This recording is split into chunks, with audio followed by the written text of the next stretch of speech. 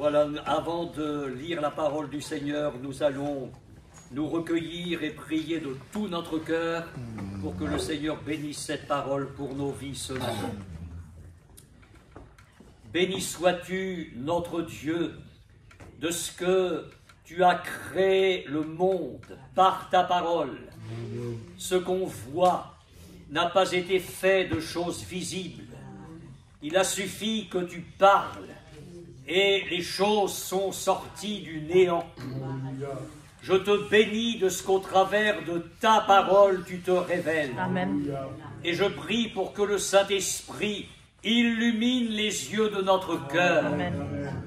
Et que nous te découvrions plus que jamais. Amen. Sois béni. Que nous apprenions à mieux te connaître, Amen. à mieux t'aimer, à mieux te servir, à mieux faire ta volonté. Amen. Amen. Ô Seigneur, la prière de l'homme de Dieu, c'est la mienne, c'est la nôtre. Ouvre mes yeux Amen. afin que je contemple les merveilles de ta loi. Amen. Sois loué et sois glorifié. Que le Saint-Esprit applique cette parole à notre cœur ce matin, afin que nous sortions enrichis, fortifiés, consolés. Nous savons que cette parole a le pouvoir d'agir en nous qui croyons. Amen. Que ton nom soit pleinement glorifié, Seigneur. Amen. Amen. Amen. J'aimerais venir vers vous ce matin avec une parole de Dieu. Quand je dis cela, cela signifie que ce que je vais vous apporter, je ne l'ai pas puisé dans des livres, ni sur Internet, mais au pied du Seigneur. Nous allons lire dans la seconde épître aux Corinthiens, au chapitre 1er, verset 3. Seconde épître de l'apôtre Paul aux Corinthiens, chapitre 1er, verset 3.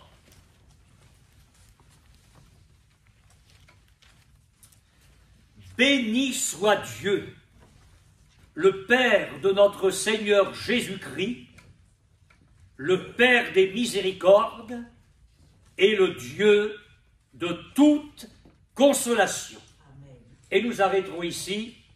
Cette lecture, ce verset, sera la base de ma méditation ce matin, et plus précisément une expression de ce verset quand Paul désigne notre Dieu comme étant le Père des miséricordes. C'est l'un des traits de la nature de notre Dieu. C'est l'une des manifestations de ses sentiments, de son cœur. Il est le Père des miséricordes et il manifeste ses sentiments à l'égard de ses créatures en général, mais plus particulièrement à l'égard de ses enfants. Et c'est ce que j'aimerais de sa part déposer dans votre cœur ce matin.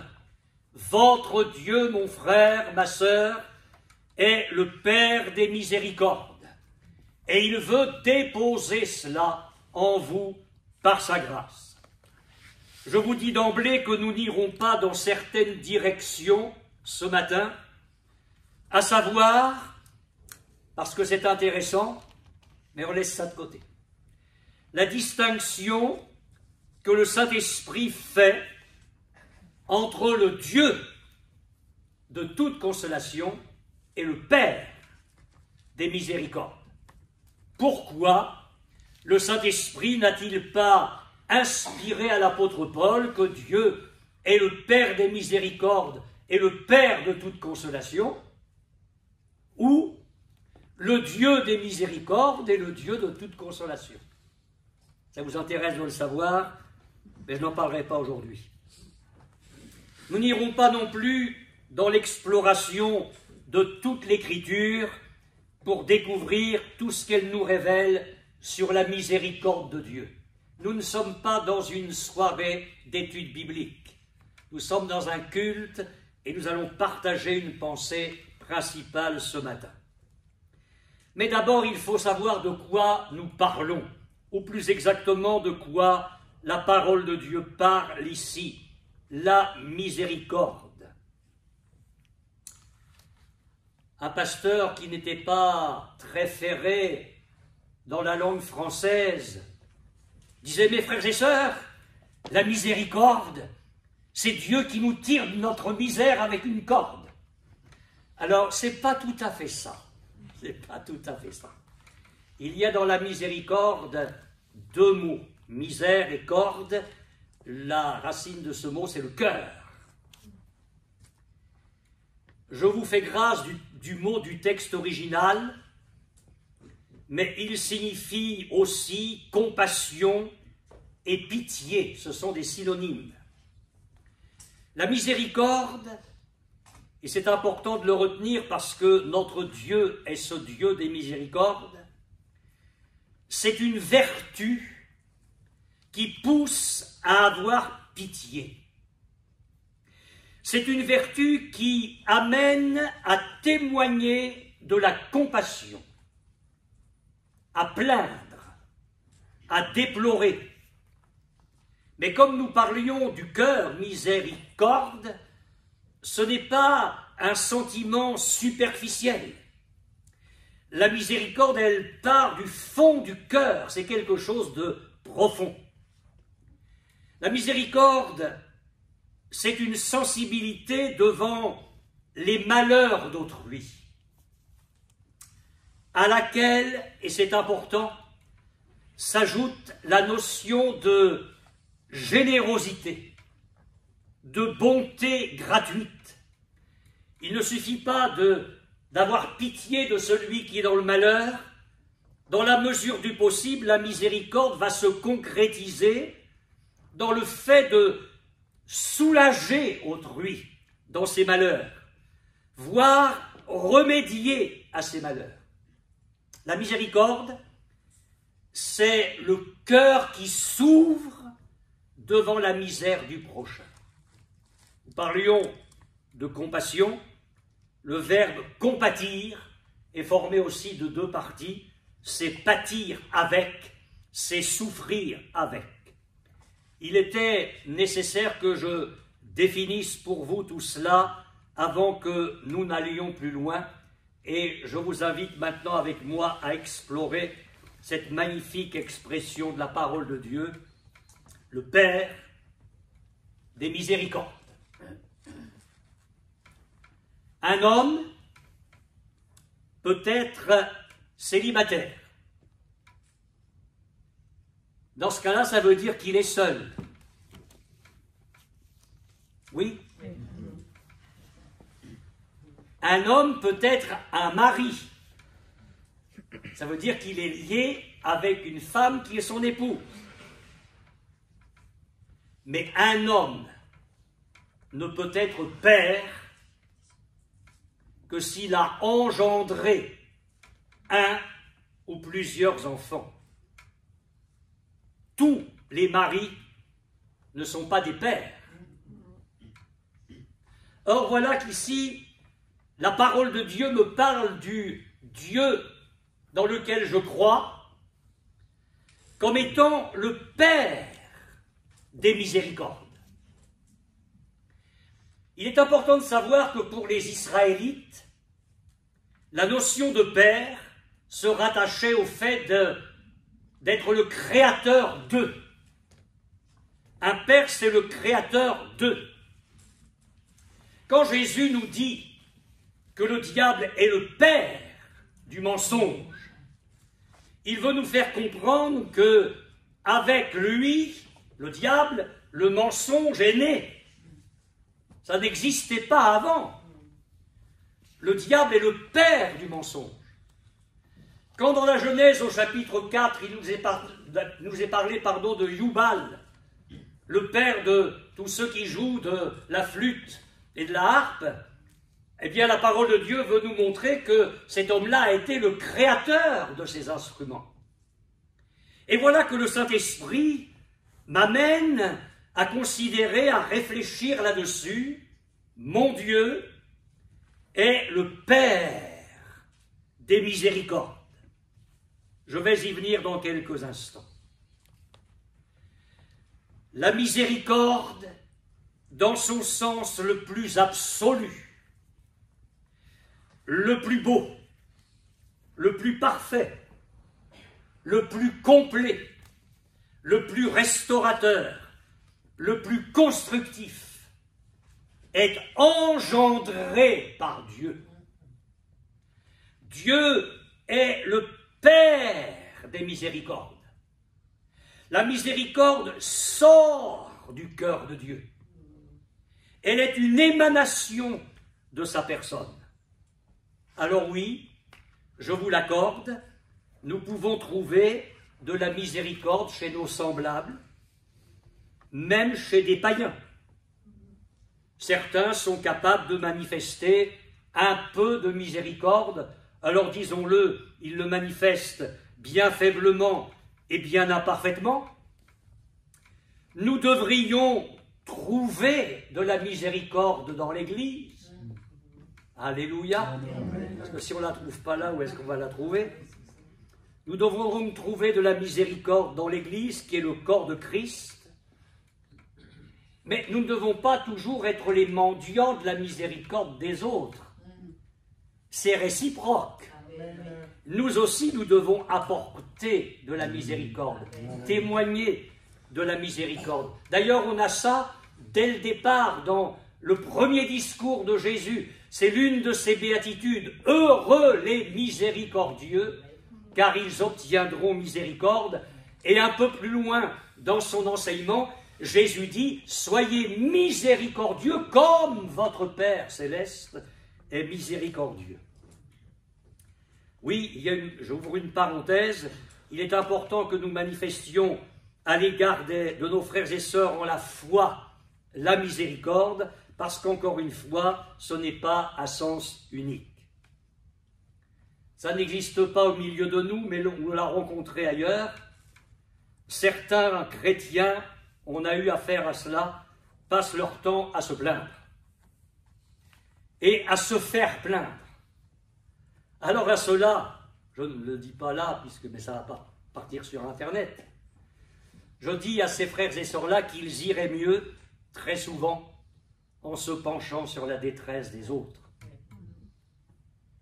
Encore une fois, la miséricorde, c'est un exercice les uns à l'égard des autres. Alors si c'est vrai qu'il y a un peu de miséricorde dans le cœur de certains païens, si c'est vrai que nous sommes appelés à la manifester et à la développer, je pense que vous serez d'accord avec moi, là où nous pouvons trouver la miséricorde dans toute sa plénitude, c'est au pied du Seigneur. Amen. Amen. Il y a un psaume, le 145, verset 8, qui nous dit, et ce n'est pas le seul, que l'Éternel est miséricordieux et compatissant. Et j'aime cette expression parce que là, il n'est pas dit que Dieu a de la miséricorde, qu'il manifeste de la miséricorde, mais la Bible dit qu'il est miséricordieux. C'est sa nature. Et que de nombreuses fois dans la parole de Dieu, nous retrouvons cette expression. Je vous pose une question et je me la pose. Est-ce que nous passons plus de temps au pied du Seigneur à lui exposer nos détresses ou au téléphone?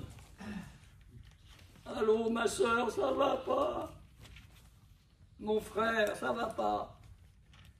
Passons-nous plus de temps au pied du Seigneur ou dans les conversations avant ou après les réunions pour nous plaindre, pour nous entretenir de choses négatives, plutôt que d'exalter le triomphe de Christ? Dans l'Église, dans nos conversations, nous devrions exalter Christ. Amen. Nous devrions glorifier le Seigneur dans nos prières, dans nos louanges, dans la parole de Dieu, la prédication, dans le temps de Sainte Seine, quand nous l'adorons pour ce sacrifice magnifique qu'il a opéré pour nous. Nous devons glorifier, élever le Seigneur. Amen. Et en le faisant, du même coup, nous marchons sur nos difficultés.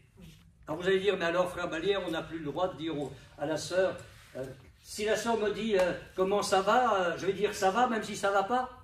Non, je pense que vous m'avez bien compris, il y a un équilibre à trouver. Il y a un équilibre à trouver. Mais ce que je voudrais faire passer comme message dans votre cœur ce matin, c'est que c'est auprès du Seigneur Amen. que vous allez trouver la miséricorde dans toute sa plénitude. Dans l'une des assemblées où on a servi le Seigneur, il y a une sœur qui était irritée à l'égard de ma femme. Pourtant, je vous promets, c'est la plus gentille des filles que j'ai rencontrées, c'est pour ça qu'elle est devenue ma femme. Elle était irritée parce qu'une chrétienne lui disait tous les dimanches matins, « Alors, sœur Valère, comment ça va ?» Ma femme répondait toujours avec le sourire, « Ça va. »« Oh, vous, ça va toujours ?» Ben oui, ça va toujours. Réjouissez-vous toujours dans le Seigneur. Ça ne vous arrive pas à vous. Vous allez dire, oh, qu'est-ce qu'il va dire? Vous avez remarqué que le Seigneur fait les frais de nos moments difficiles. Et c'est grave. On a des moments difficiles, on arrive, la tête allongée. On fait la grève de la prière. On fait la grève de la louange. On fait la grève du chant, parfois on ne chante pas. Bon, ça ne va pas, ça ne va pas. Imaginez que le pasteur fasse comme ça. Vous me direz, oui, mais lui, Vallière, ça va toujours bien. C'est vrai. Pas de problème, c'est vrai. Mais imaginez qu'un jour, ça aille pas bien. À l'heure où je vous parle ce matin, une de mes filles est hospitalisée, et c'est grave, on ne sait pas ce qu'elle a, on attend des nouvelles. Ce matin. On n'en a parlé à personne. Alors imaginez que je sois arrivé là, avec ce fardeau, sur notre cœur. Oh, ben, il y a ce fardeau-là, je prie pas, je prêche pas. Mais on ferait les réunions comment, mes frères et sœurs? On ferait quoi? Et c'est là où nous avons besoin d'entendre le message du Saint-Esprit, le Père des miséricordes. Le Père des miséricordes. Je puise auprès de lui toute la force, toute la grâce dont j'ai besoin.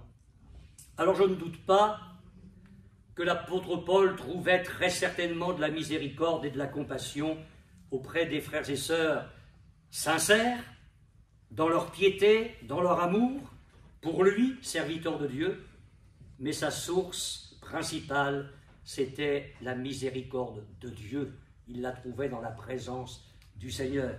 D'ailleurs, il le dit, Dieu qui nous console dans toutes nos afflictions.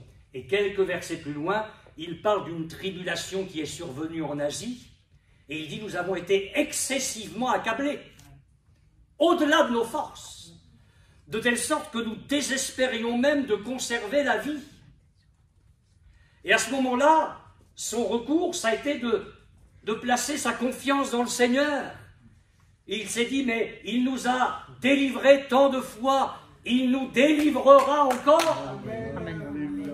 Et tout en sachant que ses frères et sœurs priaient pour lui, l'encourageaient, manifestaient de la miséricorde, et il en était extrêmement reconnaissant, ce qui était le plus important pour lui, et ses frères et sœurs ne devaient pas trouver ombrage de cela, que pour Paul, sa source principale, c'était le Seigneur. Alors je vais terminer par là une autre pensée que je vais prendre le temps de développer, c'est que Dieu est le Père des miséricordes.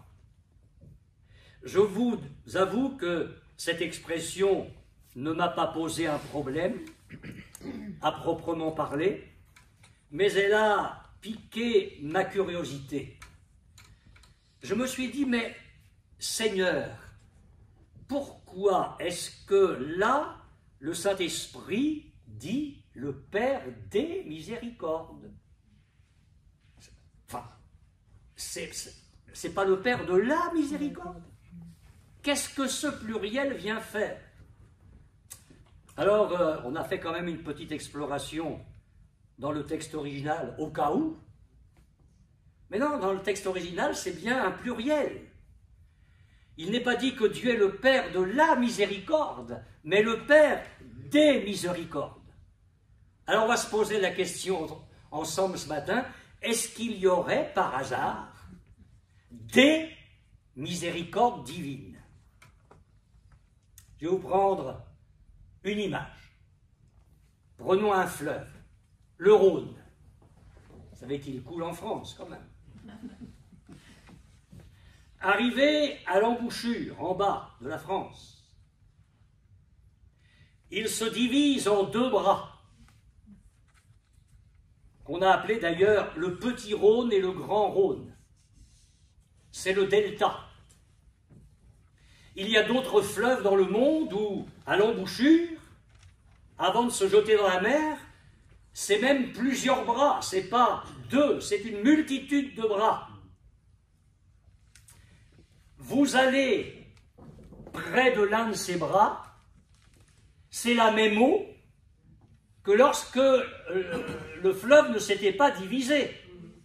Vous êtes d'accord? Vous allez vers un bras, on va reprendre le Rhône, si vous allez au Petit Rhône, c'est toujours le Rhône. Si vous allez au Grand Rhône, c'est toujours le Rhône. Qu'est-ce que je suis en train de vous dire? Que la miséricorde de Dieu, la miséricorde de Dieu, source unique, fleuve de grâce magnifique, va couler sur l'Église, sur nos vies, en une multitude de bras, et déverser ainsi chez les enfants de Dieu une multitude de bénédictions. Parce que si mon frère Moïse a besoin de la miséricorde de Dieu, elle va lui être donnée, mais ça ne veut pas dire que du même coup, moi j'en suis privé. Il y aura une miséricorde pour lui, une miséricorde pour moi, une miséricorde pour vous, et la source c'est la même, mais elle se divise en plusieurs bras. Amen. Et ce matin, nous allons pouvoir bénéficier chacun de la miséricorde de Dieu. Amen. Et la miséricorde du Seigneur, elle va se manifester différemment. Nous avons des problèmes moraux, spirituels, physiques, professionnels. Il y a une multitude de difficultés. Les miséricordes de Dieu se manifestent face à nos situations. Alors je me suis dit, Seigneur, comment illustrer ça pour ton peuple dimanche matin? Et je suis allé à la source. Parce que s'il y a un texte magnifique qui va nous permettre d'illustrer ça et de nous faire comprendre ça, c'est un psaume. Amen. Sois béni. Le psaume 136, n'y allez pas tout de suite si vous voulez. N'y allez pas, on va y aller ensemble. 26 fois, j'ai compté, 26 fois dans le psaume, car ta miséricorde durera toujours, car sa miséricorde durera toujours, car sa miséricorde durera toujours. 26 fois. Alors on a envie de dire, oui, ben Seigneur, au bout de 2 ou 3 fois, on sait. Non, non, non, le Seigneur dit, tu sais pas, tu sais rien.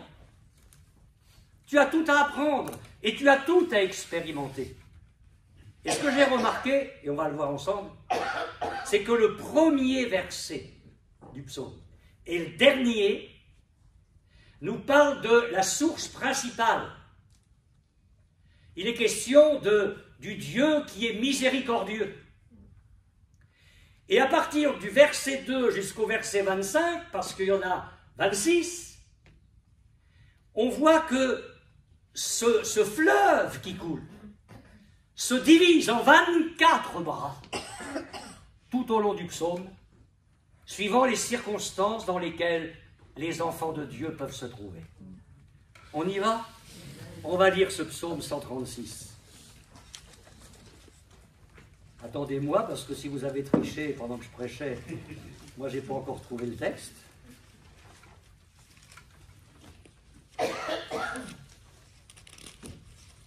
Louez l'Éternel.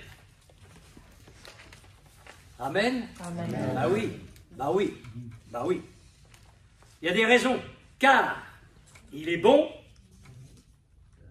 car sa miséricorde durera toujours. Amen. Ça, c'est la source. Il est question de Dieu et de la miséricorde, c'est la source. Regardez le verset 26, pardon. Louez le Dieu des cieux, car sa miséricorde durera toujours. Amen. On revient là, à la source principale. Il est question du Dieu lui-même, du Dieu vivant et de la miséricorde qui s'attache à sa personne. Et alors entre deux, 24 bras. Verset 2. Louez le Dieu des dieux, car sa miséricorde durera toujours. Louez le Seigneur des seigneurs, car sa miséricorde durera toujours. Ici, il est question de la supériorité de Dieu sur les dieux de ce monde. Et c'est un effet de sa miséricorde. Sa supériorité est un effet de sa miséricorde. Verset 4. Celui qui seul fait des prodiges, car sa miséricorde dure à toujours. Il est question ici de la miséricorde de Dieu qui va se manifester par de grands prodiges. Mais de quoi avons-nous besoin? Je vais puiser à la miséricorde de Dieu. Est-ce que j'ai besoin d'un prodige? Est-ce que j'ai besoin d'un grand prodige dans ma vie, dans ma famille? Mais la miséricorde de Dieu est là. Elle coule pour moi ce matin. Alléluia. Bon, on va chauffer un peu plus parce que j'ai du mal à allumer la chaudière ce matin. Mais il y a encore quelques bras, vous allez voir. Verset 5.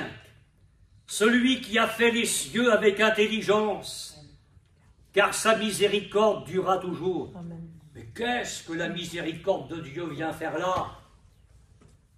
Il a fait les cieux avec l'intelligence. Alors, ben, Seigneur, parle-nous de ta puissance. Non, non, non, non. Il a fait les cieux avec intelligence parce que sa miséricorde durera toujours. Ne me demandez pas de vous l'expliquer, mais nous avons affaire à un Dieu qui a créé l'univers. Amen. Amen. Tiens, je vais vous sortir ma science. Est-ce que vous avez une idée? Vous savez ce que c'est qu'une galaxie? À peu près? Non. Si vous ne savez pas, les enfants qui vont à l'école vont vous le dire. Est-ce que vous avez une idée du nombre de galaxies qu'on a dénombrées aujourd'hui? Mais on sait qu'on ne les a pas toutes dénombrées. Mais est-ce que vous avez une idée du nombre de galaxies qu'il y a dans l'univers? Allez, les enchères sont ouvertes. Des milliards. Des milliards. Ouais, mais des milliards. Bah, oui. Bon, on nous dit des Beaucoup. milliards. Elle est généreuse, la sœur. Vous n'avez pas d'idée? Cinquantaine, je pense. Aucune. Cinquantaine. Il y aurait, à l'heure actuelle, selon l'observation des scientifiques, entre 175 et 200 milliards de galaxies. Et il est probable que dans l'univers, il y en ait 2 billions, c'est-à-dire milliards de milliards. Notre Dieu est grand. Amen. Eh bien ça ne doit pas nous écraser. Ça doit au contraire réchauffer nos cœurs. Amen. De dire, Seigneur, si tu as fait un tel univers, mais tu l'as fait parce que ta miséricorde durera toujours. Amen. Donc toi, dans ta toute-puissance, tu peux descendre dans ma petite vie à moi. Qu'est-ce que c'est pour toi de le faire? Avouez qu'on n'a pas beaucoup de foi. Ouais. Avouez que parfois notre Dieu, il tient dans une tasse à café. Hein. Ouais. Seigneur, donne-moi de venir près des bras de la miséricorde, Amen. du bras dont j'ai besoin aujourd'hui. Amen. Verset 6. Celui qui a étendu la terre sur les eaux, car sa miséricorde durera toujours. J'avance. Hein. Celui qui a fait les grands luminaires, donc soleil, lune. D'ailleurs, les versets suivants le disent, car sa miséricorde durera toujours. Le soleil pour présider au jour, car sa miséricorde durera toujours. La lune et les étoiles pour présider à la nuit, car sa miséricorde durera toujours. Bon, maintenant on va arriver dans les problèmes.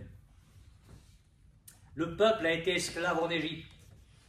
Pensez-vous que Dieu ait été étranger à cela? Dieu dirige les choses. Dieu a le contrôle des événements. Dieu savait que son peuple serait esclave au pays d'Égypte. Et Dieu a fixé un temps.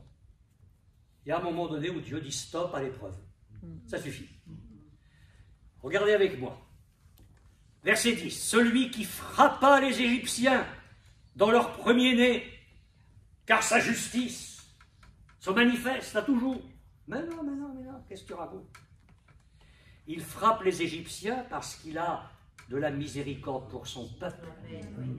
Les Égyptiens sont jugés dans leur dureté, dans leur arrogance, dans leur rébellion, dans leur révolte, dans leur endurcissement. Mais en faisant cela, Dieu manifeste sa miséricorde envers les siens.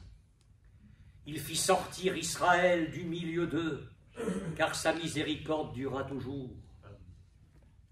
Si nous sommes sortis un jour des mains du diable, si Dieu nous a sauvés, ce n'est pas parce qu'on le méritait, c'est parce que Dieu est miséricordieux. Amen. Amen.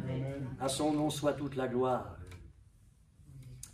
Verset 12. À main forte et à bras étendus, car sa miséricorde durera toujours.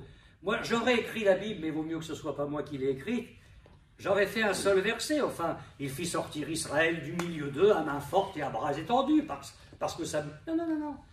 Il fit sortir Israël du milieu d'eux, car sa miséricorde durera toujours. À main forte et à bras étendus, car sa miséricorde durera toujours. Il faut que tu saches que la manière dont Dieu te sort de tes épreuves, c'est une manifestation de sa miséricorde. Il faut être attentif à tout cela.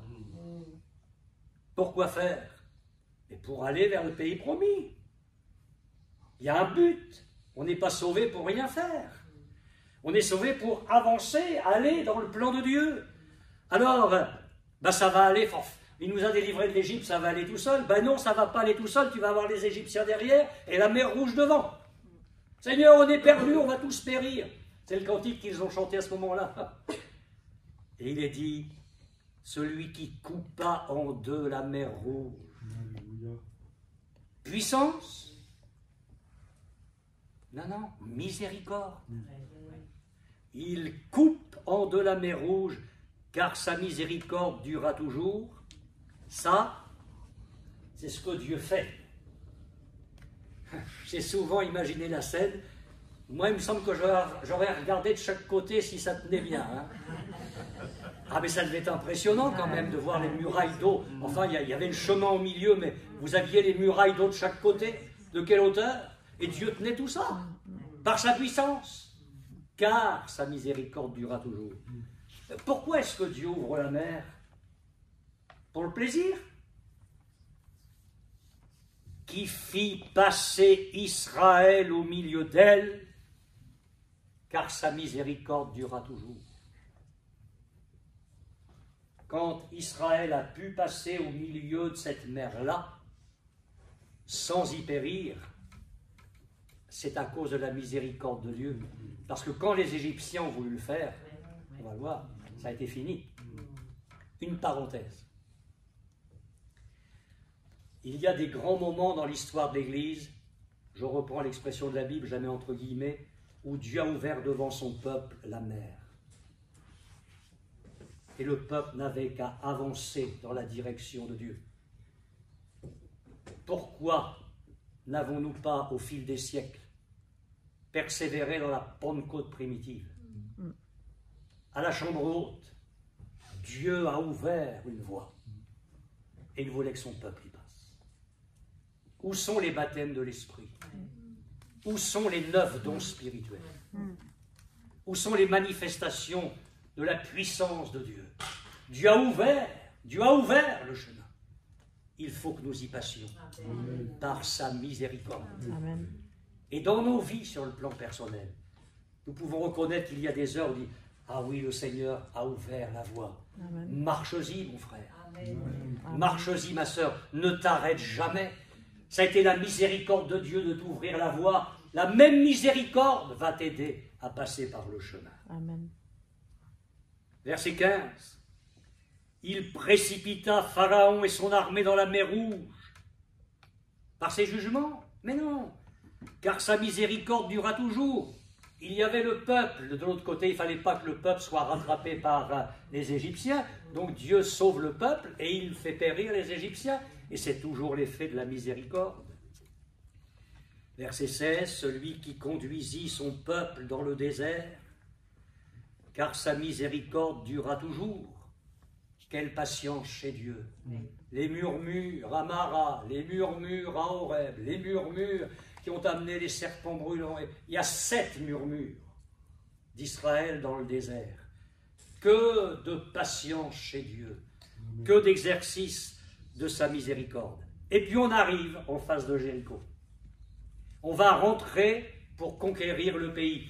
Il y a 7 nations, des armées puissantes, des rois puissants, et je lis.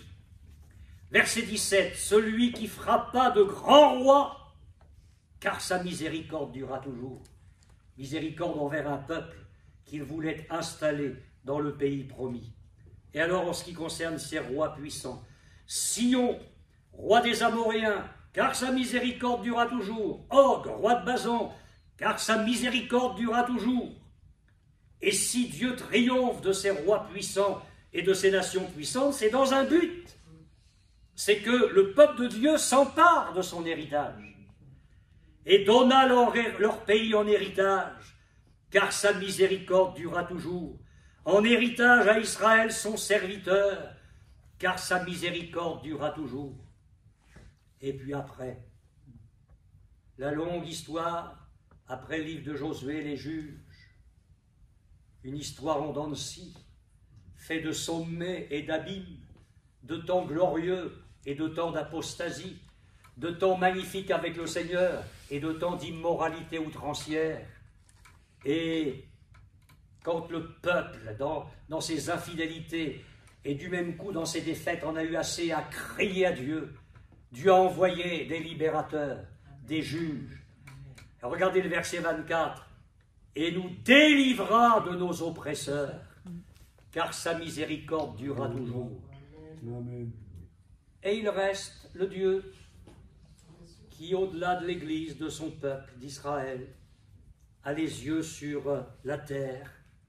Et malgré l'état de cette terre de misère dominée par Satan, sachant ce qui le fera de glorieux, il est dit, même si on peut le contester, c'est la vérité, celui qui donne la nourriture à toute chair, car sa miséricorde dure à toujours. Amen. Je voudrais conclure en vous disant ceci, c'est que Dieu a une partie de sa miséricorde suffisante ce matin et adaptée à votre situation et à votre besoin. Amen. Il y a des âgés au milieu de nous, des adultes, des jeunes couples, des jeunes tout court, des enfants. Et encore une fois, nous sommes dans des besoins, dans des situations différentes. La miséricorde de Dieu, je dirais le bras, la part de miséricorde dont nous avons besoin est suffisante. Et elle est adaptée à notre besoin ce matin. Relisez les évangiles. Relisez l'histoire de l'Église telle qu'elle nous est rapportée par Luc dans les Actes des Apôtres. Relisez le témoignage des apôtres dans les Épîtres et vous y verrez toutes les manifestations des miséricordes de Dieu. C'est un bras, mais le bras est suffisant. Et c'est la même eau que la source initiale. L'aveugle au bord du chemin. Aie pitié de moi. Il fait appel à la miséricorde. Le bras suffit pour lui rendre la vue. Excusez du peu. Le père de l'enfant lunatique, le gosse est possédé d'un démon. Il crie sa détresse à Jésus. Le bras de la miséricorde de Dieu va se manifester pour chasser le démon. Le pardon de la femme adultère, c'est un autre bras de la miséricorde. C'est plus le bras pour la guérison, c'est le bras pour laver la souillure. La transformation de la vie de la femme samaritaine, c'est encore un bras de la miséricorde de Dieu. La multiplication des pains et des poissons, là on est dans un besoin matériel. C'est encore un autre bras de la miséricorde de Dieu. D'ailleurs, remarquez qu'à chaque fois, il est dit que Jésus était ému de compassion. Ils sont dans la barque avec Jésus, c'est la tempête. Je passe rapidement. Il réveille Jésus qui se lève dans la barque et lui qui a créé les galaxies, l'univers, impose silence au vent et à la mer. c'est une manifestation de la miséricorde de Dieu dans le Christ. Dans le Christ. Aujourd'hui, bien évidemment, mais dans les jours de sa chair, j'ose dire qu'il y avait la miséricorde de Dieu dans toute sa plénitude. Et que les gens qui venaient vers Jésus avec un besoin particulier trouvaient dans un des bras de la miséricorde tout ce dont ils avaient besoin pour l'instant T face à leurs besoins précis. Dieu est le Père des miséricordes. Amen. Alors je ne sais pas ce que vous allez faire pendant ce temps de Sainte Seine, mais je nous exhorte à jeter nos plaintes dans le feu. Finissons-en une bonne fois pour toutes, mes frères et sœurs.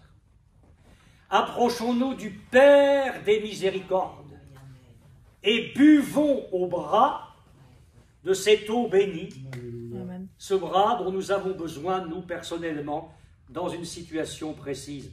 Tressaillons de joie dans la présence du Seigneur. Amen. Je peux vous dire que vous pouvez compter sur moi pour combattre tout esprit négatif, défaitiste, plaintif au milieu de nous. Nous allons travailler à avoir un esprit de victoire, Amen. de triomphe Amen. dans le Seigneur. Amen. L'apôtre Paul a osé écrire « Dieu nous fait toujours triompher en Christ. » Amen. Amen. Amen. Nous allons prier le Seigneur et ensuite l'un de nos frères va introduire le temps de Sainte Seine par la lecture de la parole de Dieu, l'action de grâce, et les frères viendront distribuer le repas du Seigneur. Quel bonheur, quel encouragement dans ta parole de te découvrir comme le Père des miséricordes. Amen. Béni sois-tu pour la miséricorde divine, mais béni sois-tu pour ces multitudes de ramifications dans tous les domaines de nos vies, Amen. face à toutes nos situations. Nous pouvons venir boire à cette source intarissable, magnifique, variée, diversifiée, suffisante, toute puissante. Bénis ton peuple ce matin, Seigneur. Amen, amen. Réjouis mes frères et sœurs qui sont là, que nous emportions avec nous la miséricorde de Dieu dans nos cœurs, que nous l'embrassions par la foi. Oh, merci de Amen, l'Esprit qui amen. va œuvrer dans ce temps de Sainte Seine. Amen. Merci de ce que nous allons pouvoir bâtir l'autel de l'adoration. Que ton nom soit glorifié, Seigneur. Amen, amen.